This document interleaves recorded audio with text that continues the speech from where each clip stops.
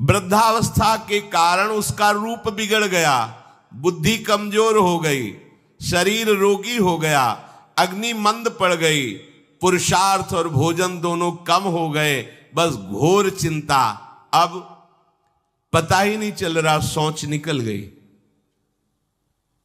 पड़ा है उसी गंदगी में। जब वो रो रो के कहता है ऐसा, तो पीटते हैं घर वाले, हमने देखा भी, पीटते हैं, पड़े पड़े हकता है, भरपूर भोजन नहीं देते, हगेगा कौन, फेंकेगा इसका, कैसी दुर्गति होती।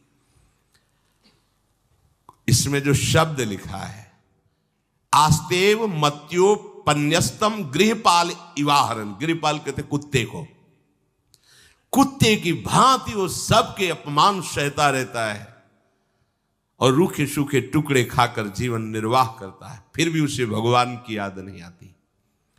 मृत्यु का समय जब निकट आता है तो वायु उत्क्रमण से इसकी पुतलियां चढ़ जाती हैं, श्वास प्रश्वास की नलिकाओं में वायु आना जाना रुक जाता है, कफ भर जाता है।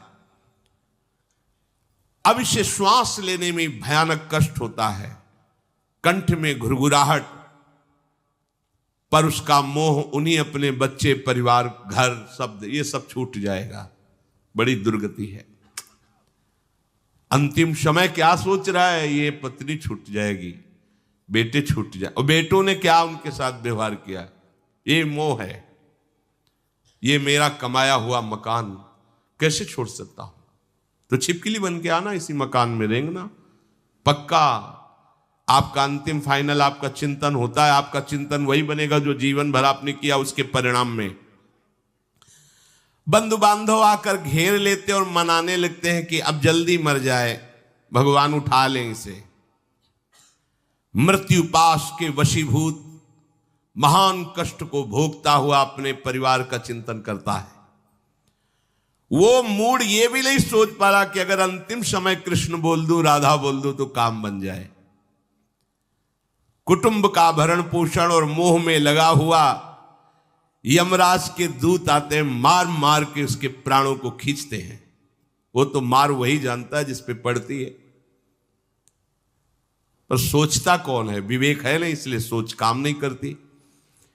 भयंकर रोष युक्त नेत्र वाले, जिनके देखने से पेशाब छूट जाए, तभी तो आप देखो मरने वाले का शौच और लघु शंका सब छूट जाती है, देखने मात्र से, इतने वो भयानक है।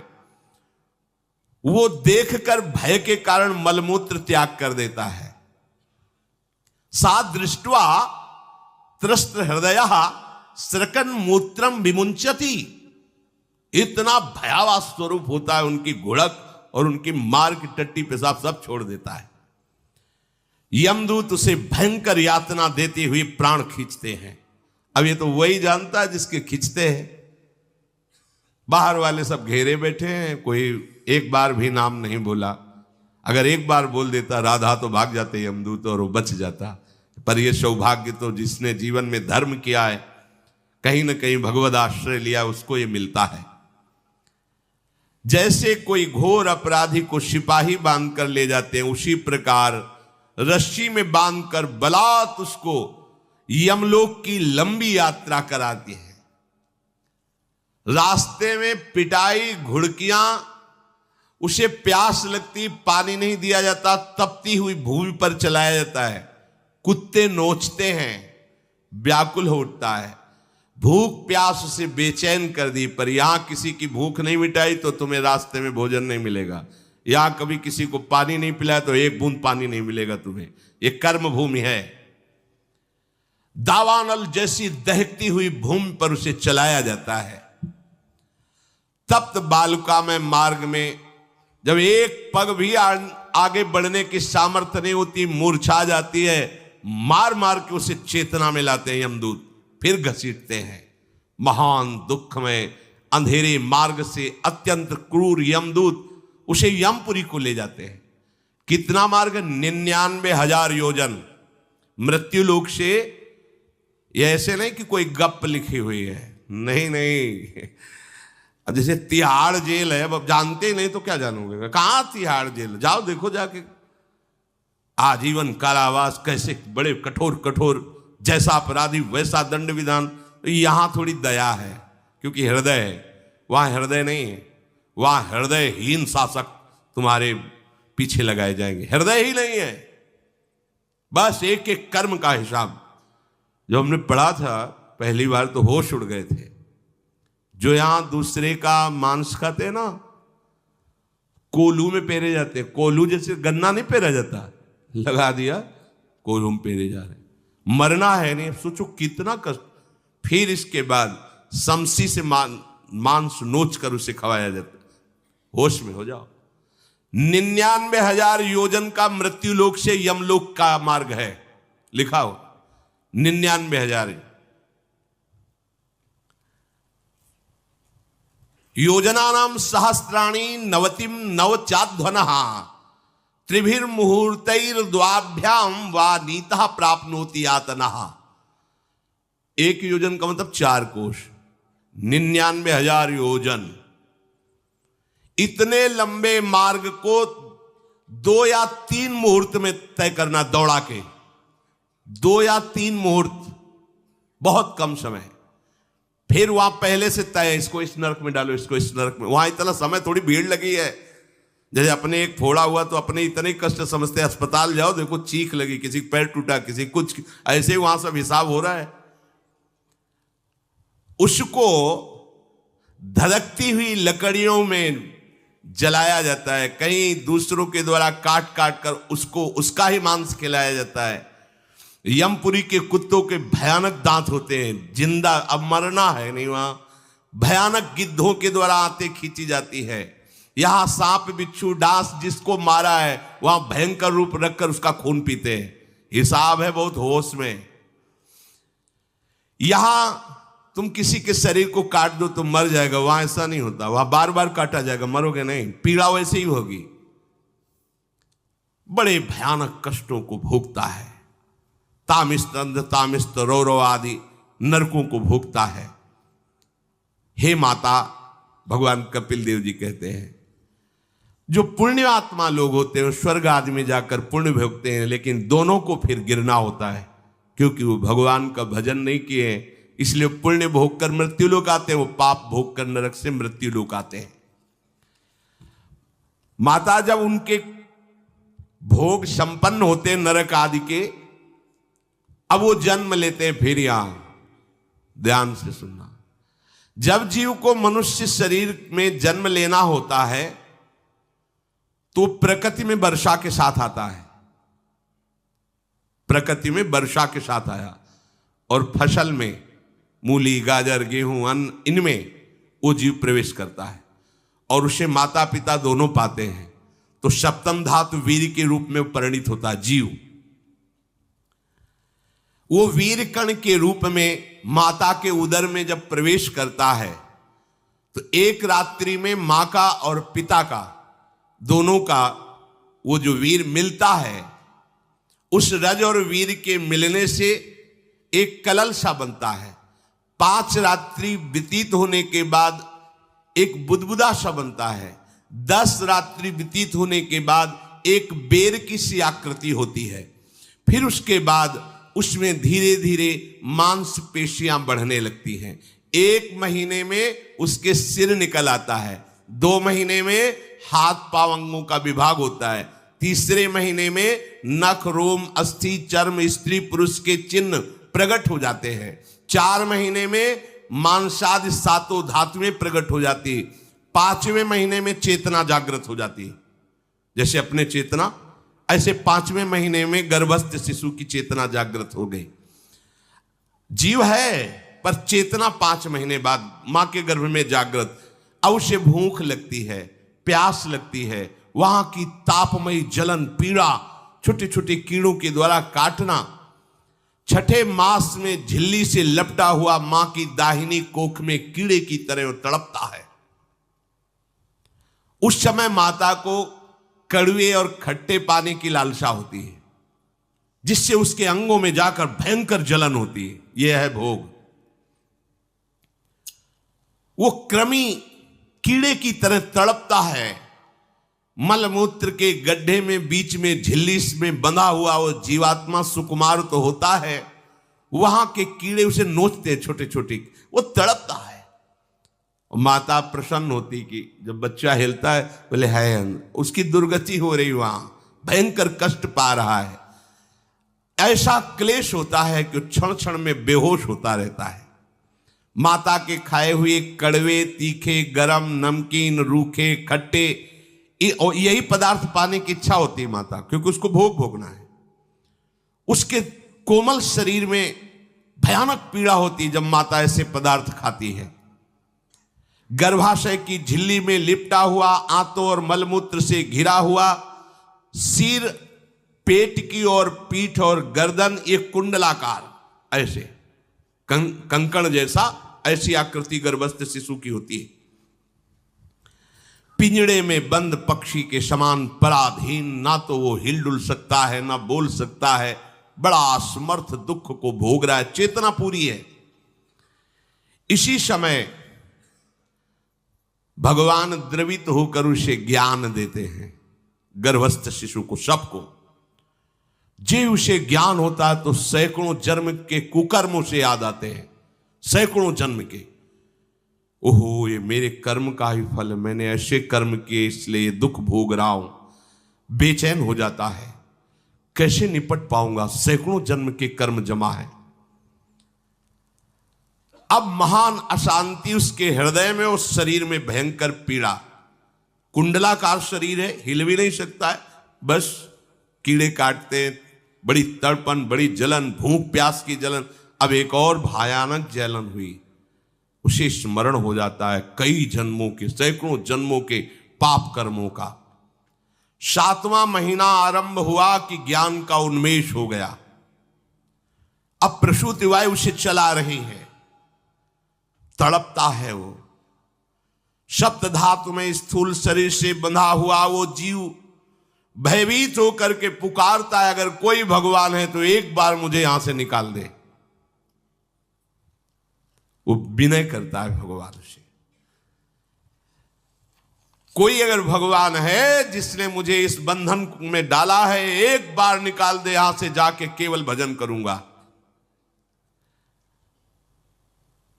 जीव कहता, जंतुरुवाच तस्योपशन्नमवितुम जगदिच्छयात् नाना तनोर्भुवि चलच्चरणारविंदम सोहम ब्रजामि शरणम रकुतो भयम में येने दृशी गतिरदर्श सतोनुरूपा। हे प्रभु, मैं बड़ा अधम हूं। ये ज्ञान भगवान की तरफ से गर्भस्थ शिशु को होता है। देखो, स्वयं वो इतना कष्ट पा रहा है, फिर जब आप गर्भ हत्या करते हैं तो आपका पाप कितना बड़ा होगा, सोचो। सब माताओं से विनय है, संयम से रहो, सावधान रहो। ये हत्या ऐसी नहीं कि तुम्हारे दान पुण्य से क्षमा हो जाएगी। ये जो भ्रूण हत्या है, गर्भ हत्या है, बहुत बड़ा पाप है। आप लोग अज्ञान के कारण इसको ध्यान नहीं देते, इसे खिलवाड़ समझते हो। कितना ज्ञान है। बेटी ही मां है, बेटी ही बहन है, बेटी ही पत्नी बनती है, बेटी ही किसी के जीवन को धारण करने वाली बनती है। और आपने गर्भ में देख लिया बेटी है, तुम स्वयं मां होकर उसका साथ दे रहे हो, उसका नष्ट करने के लिए। हमारी तो बात ही समझ में नहीं आती, क्या बुद्धि भ्रष्ट हो गई। अगर पुरुष का इतना महत्व है तो बेटियां ना हो तो तुम्हारी कौन सी गति होगी, सोचो जरा। जीना मुश्किल हो जाएगा तुम्हारा। तुम पुरुष किस काम के रह जाओगे। तुम्हारा अर्धांग काट दिया जाए तो तुम कैसे होगे। ये स्त्री स्वरूप अर्धांग है। जिस घर में मां बहन नहीं है, स्त्री स्वरूप नहीं, श्मशान जैसा वो होता है। ध्यान दीजिए, ये बहुत बड़ी गलती है जो अपनी बेटियों की हत्या करते हैं। और ये वो पाप है जो अक्षम्य अपराध है। स्त्री हत्या करना शास्त्रों में बहुत बड़ा पाप कहा गया है। फिर वो तो बच्चा है, बिल्कुल नहीं। जिनसे हो गया है, श्रीमद् भागवत का सप्ताह मूल संस्कृत से सुनो और भगवान से प्रायश्चित प्रार्थना करो कि हे नाथ, भूल से गलती हो गई, दूसरा कोई उपाय नहीं, ध्यान से समझ लीजिए। तुम्हारे भ्रूण हत्या, गर्भ हत्या के पाप को नष्ट करने में एकमात्र श्रीमद् भागवत समर्थ है, दूसरा कोई नहीं। कोई दान पुण्य तीर्थ स्नान तुम्हें क्षमा नहीं कर पाएगा। यह ऐसा महापाप है। अगर हृदय में जलन करके और मूल संस्कृत के द्वारा पूरी 7 दिन में भागवत श्रवण की जाए नियम से, तो भागवत समर्थ है, इस हत्या के पाप से भी आपको मुक्त कर देगी। जिनके ऐसे हत्या हो गई हो करवा लो, नहीं तो बुद्धि आगे भ्रष्ट करके तुम्हें हरि गुरु से विमुख कर देगा। ये पाप ऐसा नहीं कि तुम्हें 2-4 माला घुमाने से क्षमा हो जाएगा। ये महत अपराध है। सबकी समझ में नहीं आता, समझ जाओ, नहीं तो आप जहां भी हो वहीं से भ्रष्ट कर देगा। ये अपराध नष्ट नहीं होगा, श्रीमद् भागवत की कृपा से नष्ट हो जाएगा। यह हमें बहुत विश्वास है। श्रीमद् भागवत सप्ताहिकी यह है ही महामहिम। प्रेत योनि को प्राप्त धुंधकारी को सीधे भगवत पार्षद स्वरूप देकर परम पद में आरूढ़ कर दिया। केवल 7 दिन की मूल संस्कृत एक भी श्लोक नहीं छूटना चाहिए। अगर सप्ताहिकी का पारायण हो तो इस भ्रूण हत्या, गर्भ हत्या से भी निवृत्ति मिल जाए। अब वो जीव भगवान को पुकारता है, मैं बड़ा नीच अधम हूं। आहा, भगवान आपने जो मुझे गति दिखाई है तो मेरे कर्म के अनुसार ही है, आपका इसमें कोई दोष नहीं। हम लोग जब कष्ट भोगते तो भगवान से कहते हैं हमने तुम्हारा क्या बिगाड़ा। भगवान ने नहीं बिगाड़ा, तू खुद देख क्या बिगाड़ लिया अपना। करो पापाचरण। अब देखो, हमने तो जीवन में कोई पाप नहीं किया और कितने गर्भ हत्या की है, कितनी खिलवाड़ समझे हो। ये बिल्कुल भयावह चीज है, आप लोगों को नहीं। हम बार बार इसीलिए कह रहे कि भयावह वस्तु है, तुम्हें बहुत ऊंचाई से घसीट के भ्रष्ट कर देगी। बहुत होश में हो, भूल के कभी ऐसा न करना जहां तक हमारी आवाज पहुंचे, जहां तक सुनाई दे। गर्भ हत्या मत करना, संयम से रहो। इस तरह का व्यवहार मत करो कि तुम्हारा मनुष्य जन्म ही व्यर्थ चला जाए। इसमें तीनों को बराबर दंड मिलेगा। गर्भ हत्या कराने वाला, गर्भ हत्या की प्रेरणा देने वाला और गर्भ हत्या में सहयोग देने वाला, जो औषधि डॉक्टर या जो भी, तीनों को दुर्गति होगी। माता, पिता, प्रेरक और कर्ता। ऐसा नहीं कि आप डॉक्टर हो तो आपको गर्भ हत्या करने का अधिकार नहीं। आप डॉक्टर हो दूसरे के शरीर को स्वस्थ करके निरोग करने के लिए, हत्या करने के लिए नहीं। कोई भी हमारा संविधान ऐसा आदेश नहीं करता कि आप गर्भ हत्या कर दो। ना भागवतिक और ना भारतीय संविधान ऐसा संविधान आदेश नहीं करता। अब वो जीव कह रहा है कि प्रभु मेरे योग्य ही है, आपने जो मुझे दंड दिया है। मैंने सुना है कि आपकी शरण में जो आता है आप उसकी रक्षा कर लेते हैं। आपकी जो शरण में हो जाता है वो इस भूमि पर, भारत भूमि पर, विश्व पर निर्भय विचरण करता है। कोई उसे भय नहीं प्रदान कर सकता।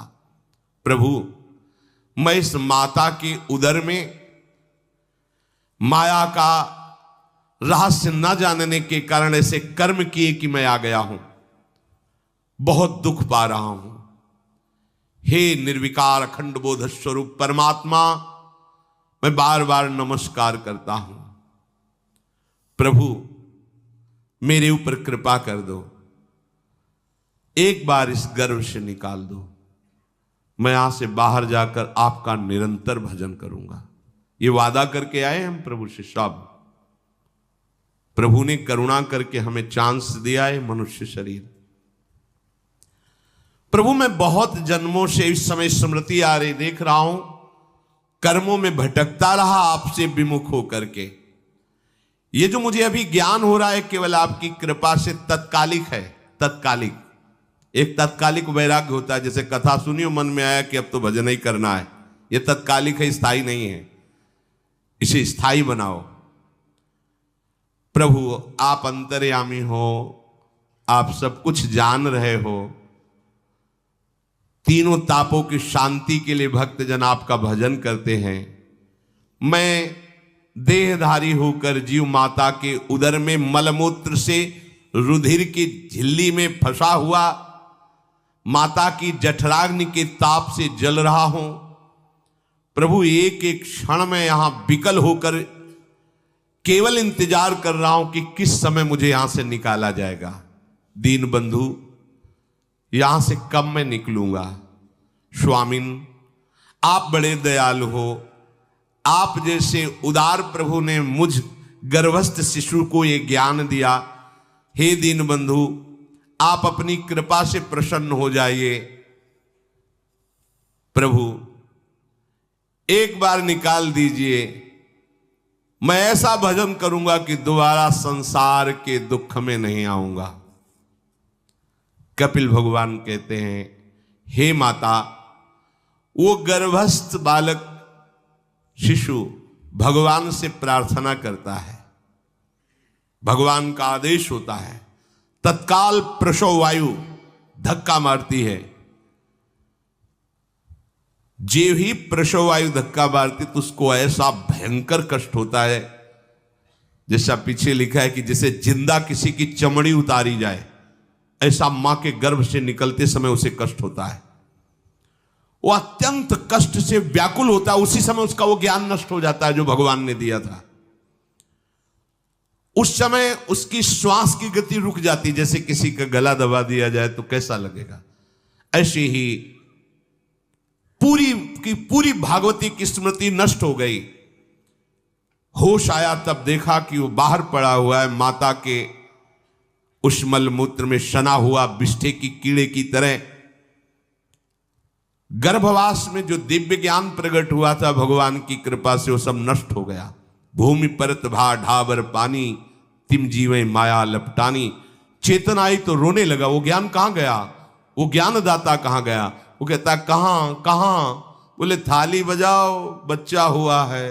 और वो तो रो रहा है कि कहां, वो ज्ञान कहां गया जिसके बल से मैं कह रहा था कि बाहर निकाल दो, मैं आपका भजन करूंगा। सब खत्म ज्ञान।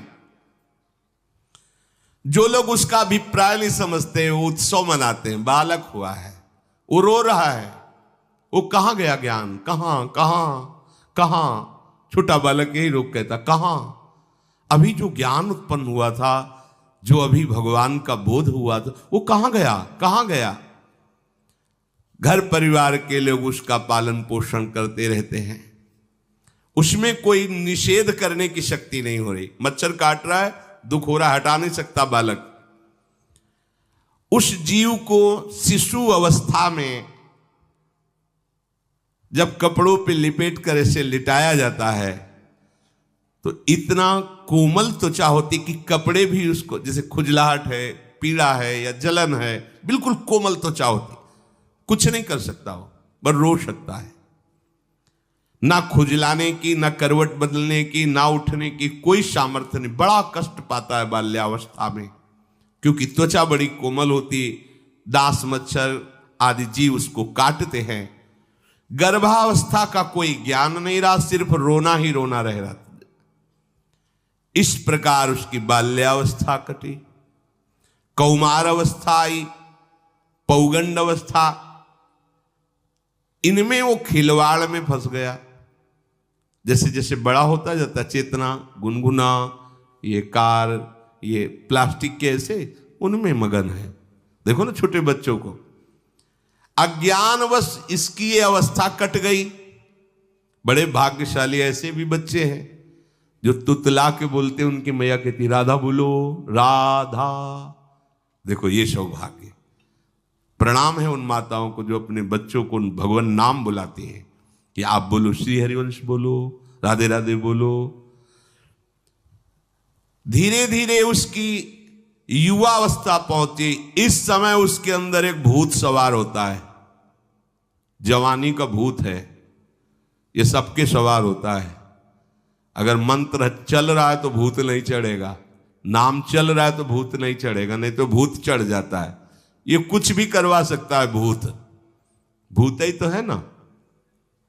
वैसे ही पंचभूत लिपट गए, ये ऊपर से जवानी का और भूत सवार हुआ तो जौवन ज्वर के ही नहीं बलकावा। जवानी में कोई भी ऐसा अपराध नहीं जो हो ना जाए। बड़ा भयानक इसमें स्वरूप होता है। इसमें केवल भोग, केवल भोग, एक ही दृष्टि रहती है, भोग भोगना।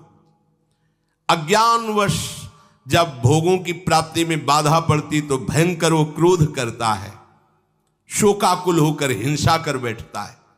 जैसी घटनाएं सुनने को मिलती हैं, राक्षसी घटनाएं, ये भूत है जवानी का। जहां कामना में बाधा पहुंची, क्रोध, क्रोध में वो समझ नहीं पाता कि मेरे जैसा ही प्रिय शरीर उसका है जो मैं वर्ताव कर रहा हूं। जैसे जैसे देह बढ़ता जाता है, पुष्ट होता जाता है, वैसे वैसे भोग वासना और अभिमान बढ़ता जाता है। वो काम परवश होकर अपना नाश करना शुरू कर देता है। यौवन, वो फिर खोटी बुद्धि वाला वैसे